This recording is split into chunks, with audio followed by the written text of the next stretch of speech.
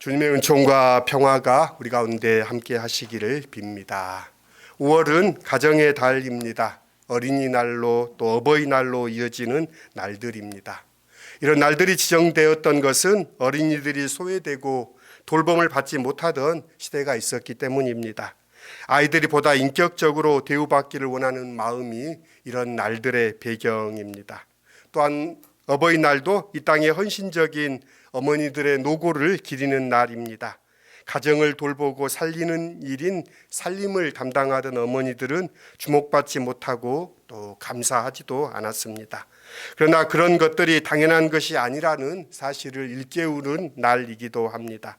이런 날들이 하나의 징표가 되어 우리의 일상에서 늘 그 존재로 인하여 고마워하고 감사하는 우리들이 되었으면 합니다. 박노해 시인은 아이들은 놀라워라는 사진 에세이에서 이렇게 이야기합니다. 과잉의 시대에 우리가 아이들에게 해야 할 일이 무엇일까라고 이야기하면서 그는 아이들에게 존재의 광활함을 경험하게 해야 한다라고 말합니다. 결여 속에 살아나는 간절함과 강인함, 자연 속에서 깨어나는 전인적 감각, 순수한 우정의 친구, 모험과 분투, 침잠과 고독, 시련과 상처까지. 이건 비단 아이들에게만 해당되는 것이 아니라 인간의 존재에게 하나님께서 경험하게 하는 하나님의 광대함과 맞닿아 있습니다. 우리는 예배 자리에 나와 그 하나님을 경험할 수 있기를 소원합니다. 예수께서는 당신의 제자들이 당신이 떠난 후에도 당신과 같은 삶을 사는 이들이 되기를 기대하셨습니다. 그들이 삶에 찌들어 사는 것이 아니라 하나님 나라의 삶을 사시기를 기대하셨습니다. 그러기 위해 그들은 예수의 기쁨의 자리뿐만 아니라 고난의 자리에도 함께 해야 했습니다. 주님은 제자들에게 이제 닥칠 일을 숨기지 않으십니다. 제자 가운데 한 사람이 당신을 팔 것이고 베드로가 당신을 모른다고 할 것이라는 사실을 드러내십니다. 책망하기 위해서가 아닙니다. 제자들 사이에 어두운 그림자가 드리운 것은 어쩌면 당연한 일일 것입니다. 서로를 의심에 찬 눈으로 바라보았겠지요. 그러나 주님은 오히려 그들을 위로합니다. 너희는 마음에 근심하지 말아라. 하나님을 믿고 또 나를 믿으라. 내 아버지 집에는 있을 곳이 많다. 그렇지 않다면 내가 너희에게 있을 곳을 마련하러 간다고 너희에게 말하겠느냐? 나는 너희가 있을 곳을 마련하러 간다. 내가 가서 너희가 있을 곳을 마련하면 다시 와서 너희를 나에게로 데려다가 내가 있는 곳에 너희도 함께 있게 하겠다. 너희는 내가 어디로 가는지 그 길을 알고 있다. 주님은 제자들에게 근심하지 말라고 합니다. 근심의 뿌리는 불확실함입니다. 어떤 일이 벌어질지 모르기에 근심스러운 것이라는 말입니다. 아예 근심이 없는 것은 아닙니다. 그 성격이 다를 뿐입니다. 바울 사도는 근심 혹은 마음의 아픔을 두 가지로 나누어 설명합니다. 하나님의 뜻에 맞게 마음 아파하는 것은 회개하게 하여 구원에 이르게 하니 후회할 것이 없습니다. 그러나 세상 일로 마음 아파하는 것은 죽음에 이르게 합니다. 주님은 근심하지 말라 하실 뿐만 아니라 스스로도 근심하지 않으십니다. 어떤 일이 벌어질지 이미 꿰뚫어 보고 있기에 또한 그것을 회피할 생각이 없으십니다. 주님이 근심하지 않을 수 있었던 것은 하나님을 신뢰하기 때문입니다. 믿음은 주저없는 내 맡김입니다. 우리에게 이런 믿음이 없기에 우리는 늘 근심하고 불안해하고 두려워합니다. 주님은 두려워하지 말라 하십니다. 너희는 마음에 근심하지 말라. 예수의 첫 말씀에 이어 근심하지 않아도 되는 이유가 계속해서 주어집니다. 내 아버지 집에는 있을 곳이 많다. 너희와 함께 있을 곳을 준비하러 간다. 내가 너희가 있을 곳을 마련하면 다시 와서 너희를 나에게로 데려다가 내가 있는 곳에 너희도 함께 있게 하겠다. 이 모든 것이 예수님께서 근심하지 말아야 할 이유입니다. 이 말씀은 한결같이 어떤 장소, 곳, 거처를 포함하는 의미입니다. 보통 어디라는 장소의 의미로 읽혀지는 곳은 요한복음에서 매우 중요합니다. 처음 예수를 찾아왔던 요한의 두 제자들이 예수님께 선생님 어디에 계십니까? 라고 물었지요. 이에 대해 예수께서는 어디에 있는지를 가르쳐 주지 않고 그들과 함께 하루를 지냈다고 요한복음은 증언합니다. 즉 함께 머무는 곳, 그곳이 예수께서 거하시는 곳이라는 얘기입니다. 예수를 재판하던 빌라도는 당신은 어디로부터 왔느냐라고 묻습니다. 수가성 여인은 어디에서 생수를 얻을 수 있겠습니까? 라고 묻습니다. 요한복음 6장에서는 우리가 어디에서 빵을 사다가 이 사람들을 먹이겠습니까? 라는 물음도 등장합니다. 유대인들은 이 사람이 어디로 가려고 하기에 자기를 만나지 못할 것이라고 하는가라고 묻기도 하고 이 사람이 어디에서 왔는지 모르겠다라고 자기들끼리 수군거립니다. 주여 어디로 가십니까? 라는 베드로의 이 물음은 예수의 떠나가심을 경험한 모든 제자들과 오늘의 교회의 걱정 어린 질문입니다. 오늘 우리들 성서를 읽고 있는 우리의 질문과도 연결되어 있습니다. 떠나시는 예수를 걱정함이 아니라 예수 없이 남게 될 자신들에 대한 근심을 바탕으로 하고 있습니다.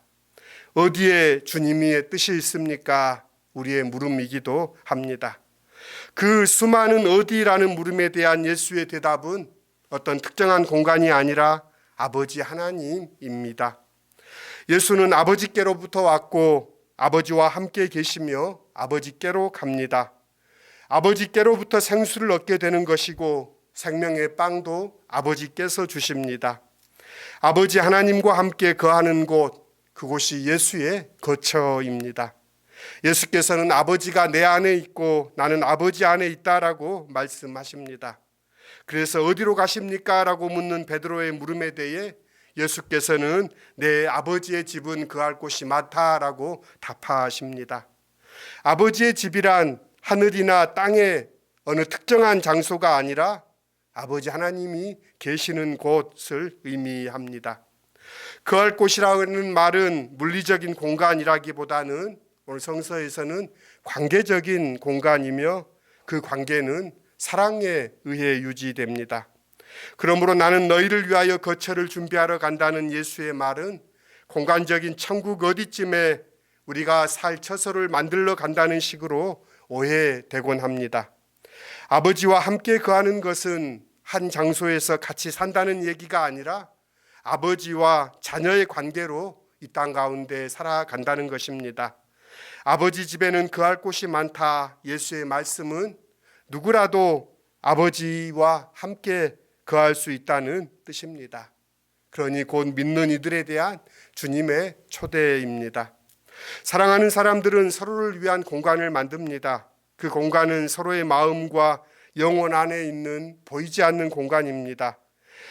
어쩌면 이 비물질적인 공간이야말로 물질적 시공간의 제약을 받지 않고 영원히 함께 거하는 공간입니다.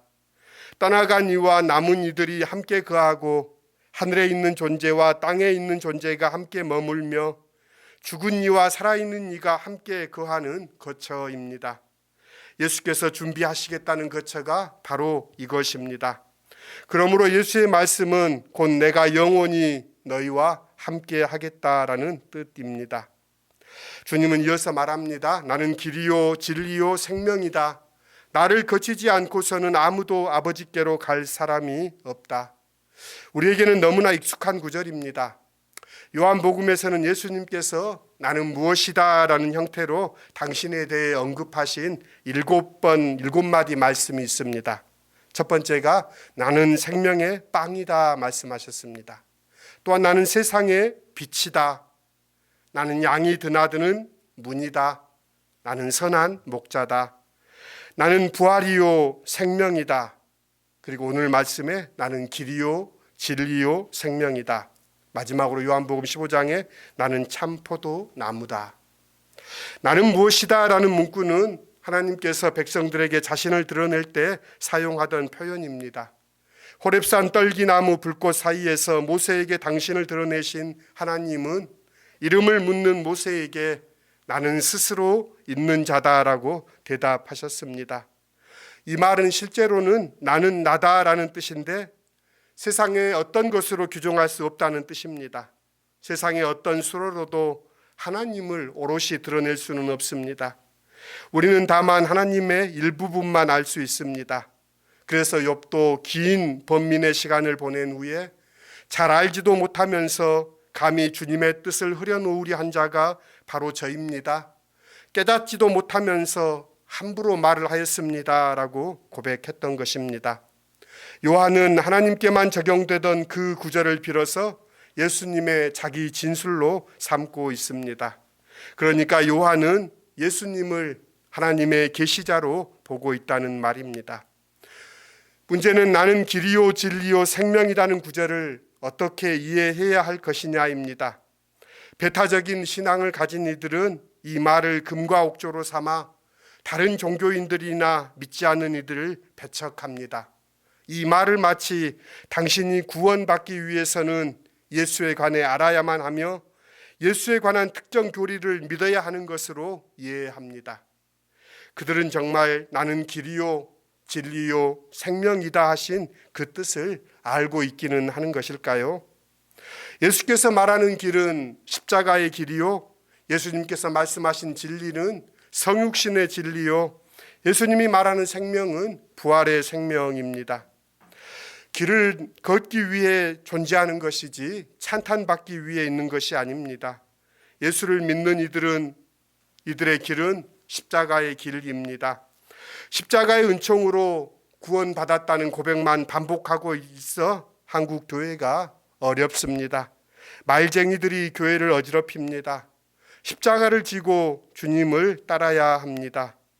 예수님이 진리라고 수없이 외쳐도 우리가 진리를 몸으로 살아내지 않으면 아무 소용이 없습니다. 교회 전통은 예수님을 가리켜 말씀이 육신이 되어 우리 가운데 오셨다라고 말합니다. 이 말은 단순히 교리나 관념이 아닙니다. 주님의 삶은 하나님의 말씀의 구체적인 구현이라는 고백입니다. 성육신의 삶은 철저히 낮아지는 삶, 성공을 지향하는 삶이 아니라 하나님의 뜻에 자신을 내어주는 삶입니다.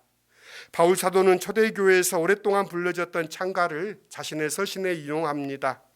그리스도 찬가, 성육신의 찬가라고 학자들이 명명했습니다. 빌립보서 2장 5절로 8절입니다. 여러분 안에 이 마음을 품으십시오. 그것은 곧 그리스도 예수의 마음이기도 합니다.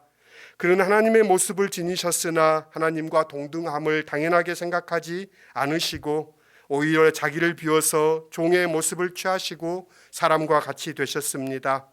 그는 사람의 모양으로 나타나셔서 자기를 낮추시고 죽기까지 순종하셨으니 곧 십자가에 죽기까지 하셨습니다. 예수님이 생명이라고 고백하는 이들은 그 생명을 살아내야 합니다. 죽어도 죽지 않는 부활의 생명을 붙들고 살아야 합니다. 이것이 인간의 품위를 지키는 길입니다. 자신의 생명을 누군가를 위해 내어주는 삶, 친구를 위해 자기 목숨을 내어주는 것보다 더 큰 사랑은 없다라고 주님은 말씀합니다. 그렇다면 나를 거치지 않고서는 아무도 아버지께로 갈 사람이 없다는 말씀을 어떻게 이해해야 할까요? 물론 나는 2000년 전에 팔레스타인에 살았던 예수를 가리키는 말입니다. 하지만 그 나는 동시에 십자가의 길, 성육신의 진리, 부활의 생명을 체험한 존재를 가리킵니다. 그렇게 본다면 그런 삶을 살지 않으면서 예수님 덕분에 구원을 받았다고 말하는 것은 어불성설임을 알 수 있습니다. 예수님께서 나는 길이요 진리요 생명이다. 나를 거치지 않고서는 아무도 아버지께로 갈 사람이 없다라고 하셨을 때 빌립은 아버지를 보여주십시오라고 합니다. 그러면 만족하겠습니다라는 것이지요. 어리석은 요구이기도 하지만 그 심정은 충분히 이해할 수 있습니다. 하나님을 직접 만나 뵐 수 있다면 내 믿음이 확고해질 텐데 드러내놓고 말하진 않더라도 이것이 신앙인이라면 누구나 한 번쯤 가질 법한 생각입니다. 그러나 예수님은 참 간명하지만 핵심을 꿰뚫은 말씀을 하고 계십니다. 빌립아, 내가 이렇게 오랫동안 너희와 함께 지냈는데도 너는 나를 알지 못하느냐? 나를 본 사람은 아버지를 보았다. 나를 본 사람은 아버지를 보았다. 이 말씀처럼 강력한 말씀은 없습니다. 예수의 존재야말로 온전한 하나님의 현존입니다. 예수님의 말씀과 삶은 철저히 성서가 증언하고 있는 하나님을 고스란히 드러내는 창문과도 같다는 말입니다. 요한복음에서 예수님은 당신의 사명을 아주 분명하게 말씀하셨습니다. 나는 양들이 생명을 얻고 또 넘치게 얻게 하려고 왔다. 예수를 믿는다는 것은, 예수를 따른다는 것은 다른 것이 아닙니다. 믿는다는 것과 따른다는 것은 같은 것입니다. 생명을 풍성하게 하는 것, 우리는 생명 중심의 사고로 바뀌어야 합니다. 지금 우리는 생명과 파멸의 길에 갈림길에 서 있습니다. 노동절을 맞으며 주보에 어떤 글을 실을까 고민했습니다. 가정주일이고 어린이날이어서 가정에 관계된 글을 택할까 하다가 노동절일 지나고 나서 처음으로 법정 공휴일이 된 것을 기억하며 양성민 작가의 인생 여전이라는 책에서 시와 글을 골라왔습니다. 그의 글의 마지막 대목이 참 다시금 가슴을 울립니다. 그는 오늘의 노동 현실을 이야기하면서 열사의 시대에 비해 분명히 이 땅의 노동 조건은 나아진 것이 사실입니다. 그러나 비극의 규모가 달라졌을 뿐 비극의 형태는 아직도 크게 달라지지 않고 있는 것을 어렵지 않게 우리 주변에서 볼 수 있습니다. 전태일 열사의 탄식은 50여 년이 넘은 지금도 아직도 유효한 것 같습니다. 하나님 긍휼과 자비를 베풀어 주시옵소서. 전태일이 썼던 기도인데요. 그걸 옮겨 적고 있습니다. 그의 글 가운데 네팔에서 온 출신의 이주 노동자들이 자신들의 노동 현실을 시집으로 묶어서 낸 책의 한 부분을 소개합니다. 슈퍼기계의 한탄이라는 시인데요. 사장님, 나는 출산의 고통으로 신음하는 내 아내를 버리고 자신의 심장을 쪼개어 온 사람이에요. 삶이 이토록 어려운 시기가 도래해서 이제는 당신 기계의 족쇄를 차고 슈퍼기계가 되어서 움직이고 있어요. 그럼에도 땀을 흘린 대가로 왜 무시를 당해야 하나요? 내 자존심에 왜 상처를 받아야 하나요? 사장님, 이제 내 땀을 무시하지 마세요. 이제 내 자존심에 상처를 주지 마세요. 왜냐하면 나도 그렇잖아요. 이 지구상에서 당신처럼 감각을 가진 사람이잖아요.